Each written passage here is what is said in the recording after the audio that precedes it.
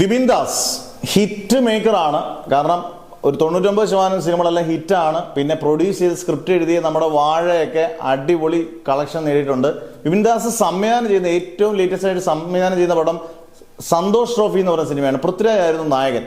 പക്ഷേ ഇന്നലെ മുതലുള്ള റിപ്പോർട്ടുകൾ തിരിച്ചു വരുന്നേക്കുന്നത് പൃഥ്വിരാജ് ഈ സിനിമയിൽ നിന്ന് ഔട്ടായി എന്നുള്ളതാണ്. ഔട്ടായത് ചിലപ്പോൾ ഒരുപക്ഷെ പല കാരണങ്ങൾ പറയുന്നുണ്ടെങ്കിൽ എനിക്ക് തോന്നുന്നു ഒരുപക്ഷെ വാരണാസി എന്ന് പറയുന്ന ഒരു ബിഗ് ബഡ്ജറ്റ് പടം രാജമൗലിയുടെ പടത്തിൽ അഭിനയിക്കുമ്പോഴൊന്നും വേറൊരു പടത്തിൽ കണ്ടിന്യൂസ് ആയിട്ട് അഭിനയിക്കാൻ വലിയ പാടായിരിക്കും. അന്നേരം അതുകൊണ്ടായിരിക്കും ഒരുപക്ഷെ സന്തോഷ് ട്രോഫിയിൽ നിന്ന് പൃഥ്വിരാജിനെ മാറിയത്. എന്തായാലും അതിന് പകരം വരുന്നത് ജോമോൻ ജോദറാണ്. അത്യാവശ്യം കൈയടി നേടുന്ന ഒരു യുവതാരം തന്നെയാണ്.